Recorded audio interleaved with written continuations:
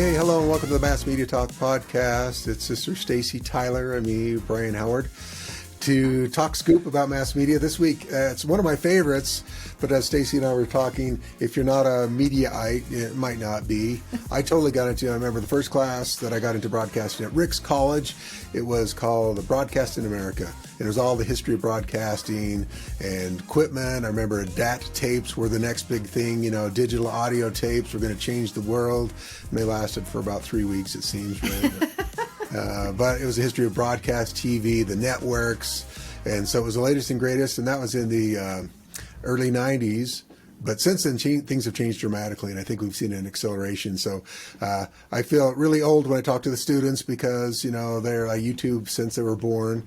But, I got an account at YouTube back in 2005, I think about a year after it came out, this kind of thing. So let's talk about kind of the historical patterns of things. So, Stacey, let's talk about especially the broadcast, media, and newspaper world. The world I grew up in going to college was physical newspapers, broadcast television, cable TV was still on the upswing, and satellite was kind of new, all those kind of things. That was the 80s, 90s, and compared to today, students are currently, especially right now, that's old school, but realistically in the history of the world, it's not that far back. So what's your take on, what was your remembrance of growing up a kid till now? I was the designated channel changer, by the way. So we had a big Zenith 26-inch TV that was as deep as it was big. That was as big TV back then. Right. And we didn't have a remote control. So my job was two things. One, I turned the channel, and there was a vertical hold because back then the TVs would roll. So it would start rolling and I would have to do that. So I guess that's probably what got me into TV. I got to tactile, turning the channels and the vertical hold. What about you? That's awesome. Yeah, I remember my family's first television was, we had Pong on it. Do you remember the little dot game that went back and forth? You were a wealthy family. You had those video games and Pong. We did. We had Pong back in the day.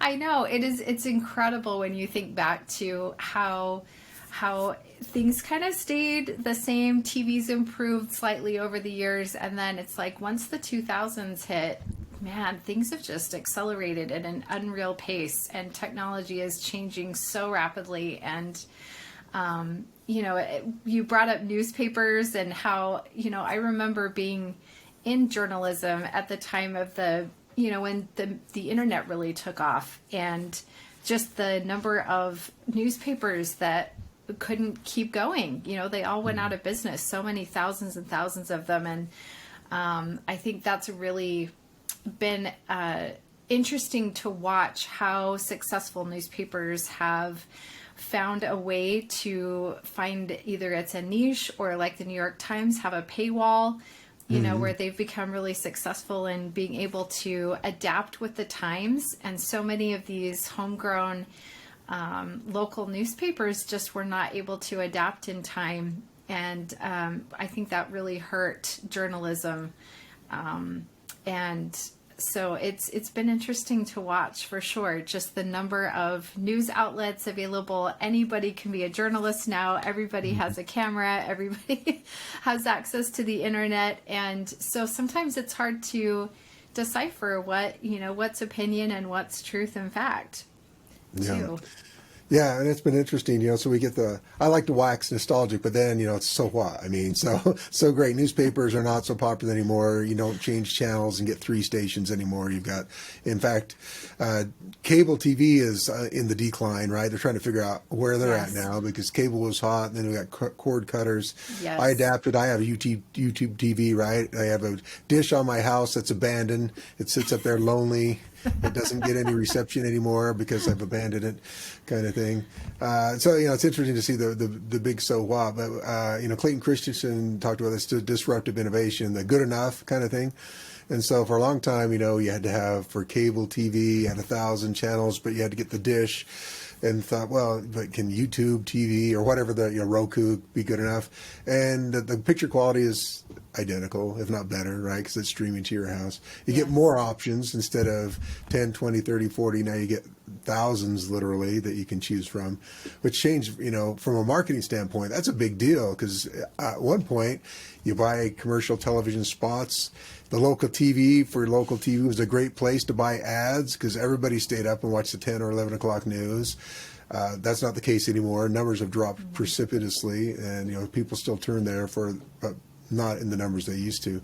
So now, both as an employee trying to get a job in media, journalism, number of jobs has declined rapidly. Broadcasting. Wow, if you want to be a local news anchor, prepare to eat ramen. When you first start your first job. It's true. Well, we ate ramen back in the day, but now it's like ramen. Half the ramen you could eat because it's not as good. So it really has shaken up the whole media landscape. And what was new media, 2005, YouTube, Facebook, right in that early 2000s, that's not so new anymore. And Facebook is graying. Early adopters, those who were high school or college students back in 2005, are not college students anymore unless they're doing the 20-year plan, which I guess those are doctors, I suppose. Well, so what's your take on the so what, Stacey, with this? We got technically the innovation stage, penetration stage, adaptation stage that all the media have gone through, but what does that mean for you and I as, I guess, consumers, and then I guess as people who actually work in the media? What are your thoughts? That's a great question. I think it makes it even more important for us to become media literate because there are so many more sources available now for all kinds of information. And I'm interested to see what you're right. Facebook isn't so new anymore. So many of these platforms have been around for a long time. And so it will be really interesting to find out, what is the next biggest thing and where are we going from here? I remember watching Mark Zuckerberg talk about the metaverse, and some of the innovation that will happen in these headsets and being able to, do some of these interesting things. My husband's a big fan. We've got the Oculus here that he loves that, and so I wonder how much that will take off, but that's Mark Zuckerberg's vision of the future is, being able to do everything, seeing people and meeting, in real time in these virtual spaces. And so I think it will be interesting to watch. And I do worry a little bit about what that means for journalism, for being able to find factual information, because it's a lot harder now to tell what is opinion and what is fact. And so it just takes a lot more work, and it's so important for us to understand, I think, some of the history in order to help us be able to determine where we're going from here and what's important to us to know as consumers of all of this information.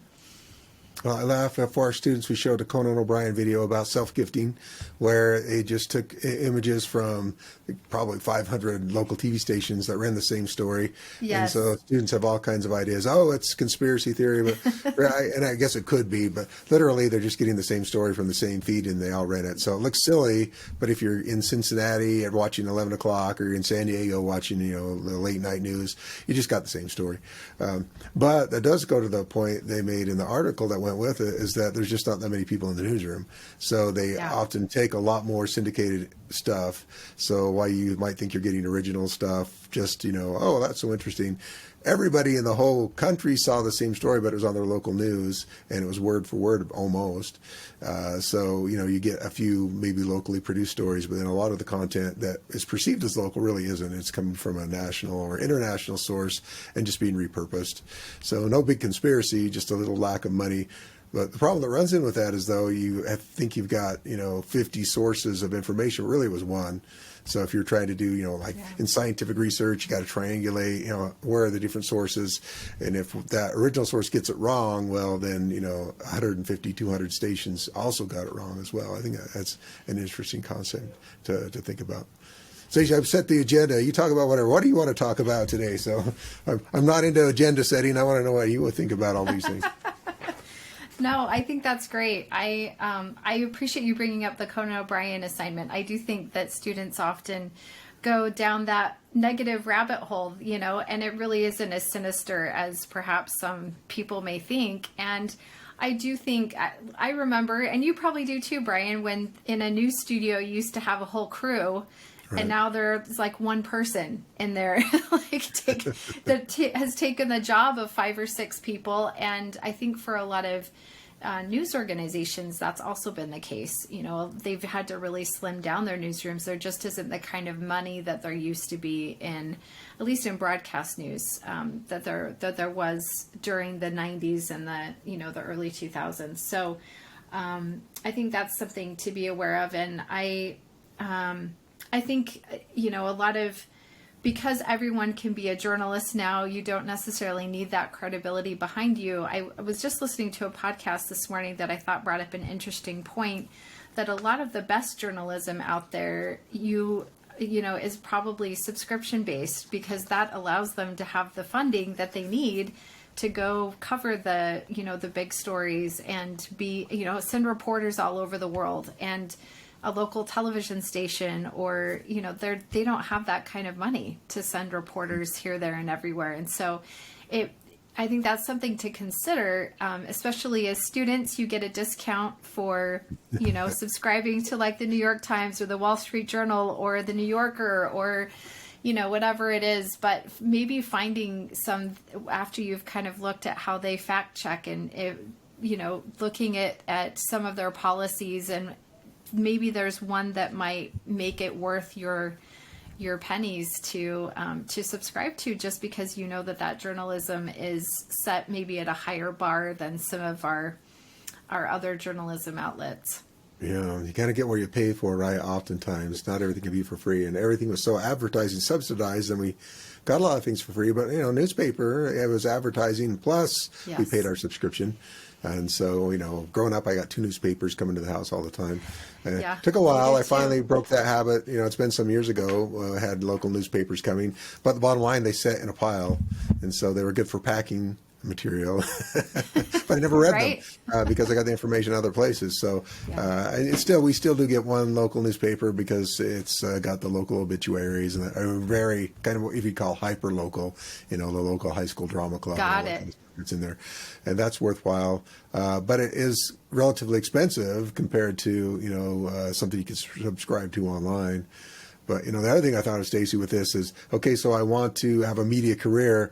We want to get paid, right? The money has to come from someplace, the whole economic imperative. So if you want to be a journalist, think about it. If you're not willing to pay for it and you're into it, then who is, kind of thing. So you might want to reframe your job. What do you want to do for a career, or maybe refrain what you're willing to pay for. Similarly, with musicians, we assume that all the musicians are rich, and there's a handful that are. But if you look at the numbers of what they get paid per listen on Spotify or Pandora, any of those, it's like 0.0001 cents per listen. You think, okay, sad. So if I'm an up-and-comer, it's going to take me a long time to make any money that way. And then, of course, there's other ways, music, concerts and things like that. But even that, you're paying a lot of people. Those trucks roll into town, the roadies don't work for free. and a lot of equipment. True. So I think we don't appreciate how much stuff we have for a limited cost. But somebody's got to get paid for it, or there's no career there. Bottom line, you got to make money, or most of us, we don't necessarily want to work for a nonprofit that's supposed to be a profit. A lot of us are working for nonprofit organizations, and they weren't intended to be, right? That's so true. That's true. And that's a great point, and so the next time you go to a concert, buy the merchandise, support that artist, buy, their latest album, even though you might get it for free, pay for it, or send them, donate some money to their... Yeah. To them, because they do. There are a lot that don't get paid a whole lot. it's more like a hobby, I guess you could say. Well, we see the ones that are, the really big stars, and they're getting paid a lot by the recording companies, and they're riding up in the limos, and they got the gold teeth or whatever, kind of thing, living the lifestyle. But if you ever watch the "Where Are They Now" kind of things, it's like, man, it's usually a flash in the pan. Very few maintain that lifestyle for very long, and then that's true. You see stories of them working at Hobby Lobby or something like that. trying to make ends meet. But no, you bring up a good point. We get so many things for free, but realistically, you want a job and you want somebody to pay for what you're worth. It's kind of the same old concept, when Uncle Fred takes the wedding videos, you get what you pay for. But if you really want good wedding video, you're going to go find a professional who actually knows what he or she's doing. Exactly. And kind of same thing, unless you want to pay, listen to yourself singing, that person that you enjoy, you should probably support their career. Otherwise, they're not going to be doing it for very long, kind of thing. Yeah. So, that's true. That's true. One other point I wanted to just chat about with you, Brian, I think it's interesting, is marketing convergence and how we have seen such a change in advertising. It used to be billboards on the side of the freeway, and like you brought up, spots like commercial time right before the 5 o'clock or the 10 o'clock news, 11 o'clock news. You paid a lot of money to get an ad in those spots, and that's just not the case anymore. Now we have these very tailored, it's all based on what you search online and what what's in your feed. And I think there are certainly some pros and cons, but we've gone from this mass media audience, where an ad has to be tailored to everyone, to this huge audience, to a very niche subset of people. And I think there are some pros and cons to that. Sure. Yeah. Well, the only thing you have really mass media anymore is like the Super Bowl or maybe the Olympics.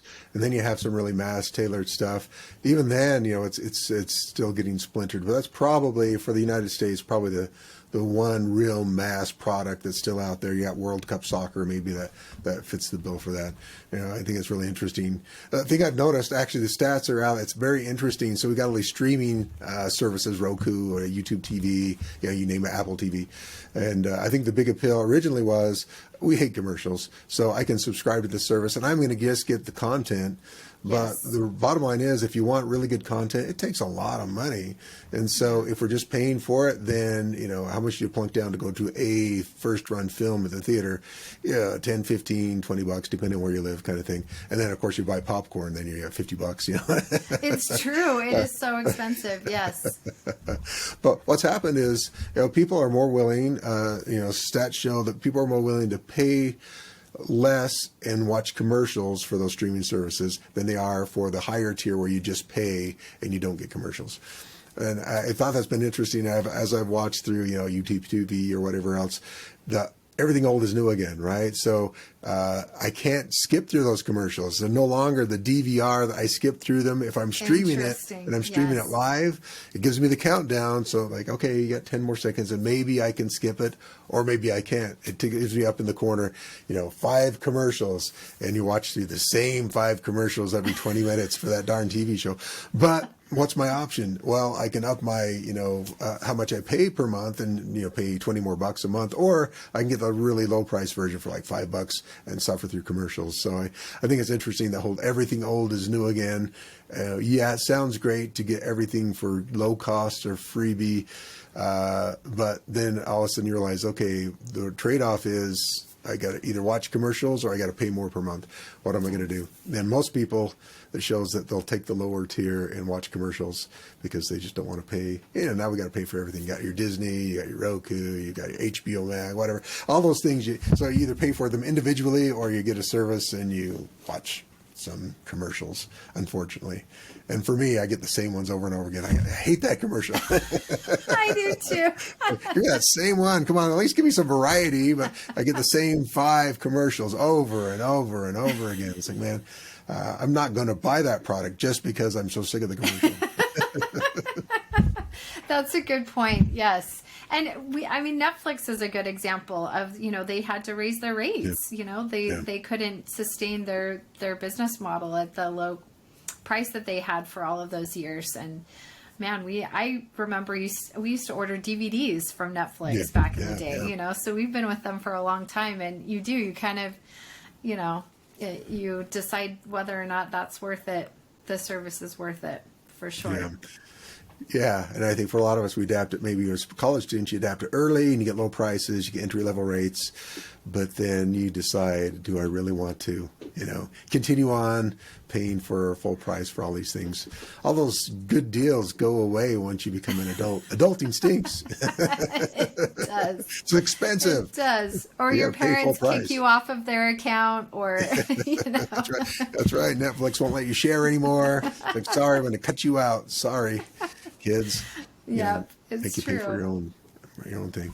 No, I think it's interesting. And one last thing I thought I'd share, you know, for men versus women, in our communication department here, it's long been more women than men, with one exception. Journalism, always more women than men. PR, always more women than men.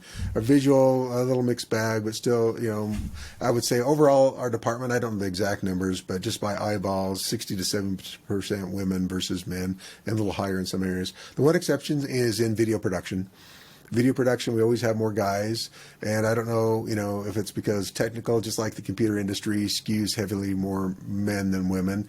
I don't know if it's a mentality set, you know, guys like to tinker with toys. I don't know, maybe it feels like cameras are toys and that kind of thing. If it's more of a gender stereotype kind of thing. We are seeing more women in that area. It used to be almost all guys, you know, if you're going there. Now there are more women who want to do film and that kind of thing. But even at that, it's probably 80-20, I would say. Still guys to women, where I have a couple of classes this semester, digital media content creation. One has no guys in it at all. It's the first time for me. So interesting. You know, so they're all women. The other one only has 3 guys. So, you know, I don't know, but that's kind of half and half. We're creating digital content, but you're not necessarily highly technical. And, you know, I don't know why that is. You know, because I see plenty of women shooting video with cameras and, you know, kind of thing. But it seems like career-wise, if they're going to be behind the camera, it's going to be 8 times out of 10, it's going to be a guy versus a woman. But, don't know why that is. I guess we'll see moving forward. In our area, the fastest growing emphasis is video production. And so it's actually now the largest emphasis in our communication department. So we'll see if that changes, you know, the demographic, women versus men. But we'll see. Yeah, and the careers. I mean, just the careers, the number of careers, the types of careers that have come out of, like, social media, for example, and social media marketing and content creation, and everyone has to know how to edit video these days. I don't know any business, like, you can't survive without it if you're a business. And so all very valuable skills, I think, in the job market for sure, that come from the communication home base. Yeah, you know, and it's not necessarily a stereotype, but there are, especially in our demographic, there are more women that probably would prefer to stay at home sometimes because you value families and whatnot. And for good or bad, then the pandemic kind of opened that Pandora's box. So there are now a lot more factors. I was talking with my TA today, and she was, you know, looking for internships. And there's still so many that in the digital social realm that are remote. They'll let you do it remotely. You don't have to travel to San Diego or to, you know, wherever. You can actually live in little Rexburg, Idaho, and do an internship. You know, I don't know if it's probably good, but, you know, it's nice to get to know people. I don't know, you know, for those interpersonal relationships. So true. I'll have to find out how that goes. You know, she does do a remote internship, if she likes it, if she enjoys the contact, or if it's, you know, I would have rather been there kind of thing. But the price is right, you know, if you don't have to get an apartment in Cupertino in a basement in the bad side of town. That's true. Maybe that's a good thing. That's true. And it will be interesting in 5 years from now to look back and see how far we've come with working from home and remote work, and, you know, if it's still valuable, or if businesses are starting to rein people back into the office, and, you know, what that leaves our industry looking like. I think that will be really interesting to see some of the effects of the pandemic a few years from now. Yeah, I feel worse for the street vendors selling sandwiches. They're going to have to come door to door like the old ice cream man, play sandwich music, get you to come out of your house. But it's kind of tough. Stacey, last word. What's anything else you want to add to our discussion today? Yeah, I think this is a really fascinating chapter, and I think just as psychological convergence points out too, it's interesting yeah. how the world is now a much smaller place, with all of these things, the niche advertising, and you'll learn about the long tail short head theory, and just how different things are now. But I think a lot of it is there are some really positive changes that we've seen. I think we'd much rather see an ad that's catered to something that we might want to buy than, like Brian, like the ads that you were talking about in a streaming service that, you'll never purchase that item and you just have to keep watching that same ad over and over again. So, it's interesting, the whole dynamic of how technology has changed all of these different sectors of the job market, from advertising and app development and writing and authors, books, directing, television, movies. I'm excited for the future in this realm. Yeah. Now, in defense of those advertisers, I am watching Hallmark movies with my daughter and my wife. So I don't fit the demographic. So I skew. So I'll defend them and say, okay, perhaps I'm blowing up the demographic scale because, I'm the lone guy watching Hallmark movies. The romance, not romance. I wish they were, but they're not. Anyway. Well, you are a good husband and a good dad, Brian, to sit through these Hallmark movies. Well, I torture them because I say the lines before they do. It's like, okay, I know what he's going to say, so, but whatever. It's so all good. Funny. So that's my entertainment to, ruin it for my daughter and my wife, but they still don't kick me out, so that's good. Not yet. Not yet, anyway. That's awesome. Well, cool. Well, it's been fun to talk this one. We get into kind of the economic side of things. I think as consumers, we don't think about that as much. Good to think about, though, just like we talked about. If you really want somebody to stay around, you better pay them some money or they're going to go away. So talk about that this week and next week, kind of the economic side of things, what people try to do to try to make money, keep people coming back, and then we start to get into the part where people think there's conspiracy, where you're trying to, addict people to your product. But realistically, somebody makes great cookies, we're going to go back again and again, right? Isn't that what you do? You want to make a great product. So same thing with music or video or some journalism. You want people coming back. So we'll talk about that next week in a good way of how to get people addicted to your products. But if they're good, they'll keep coming back, just like, crumble cookies. People swear by them. I love crumble cookies. Yes. I'm addicted. I'll be the first one to admit they are delicious. Oh, good. Well, we better wrap up so I can go grab something to eat. Thanks, Stacey, it was Brian. great to talk with you. Looking forward to next week. Yes, me too. Have a good one. Yeah, you too.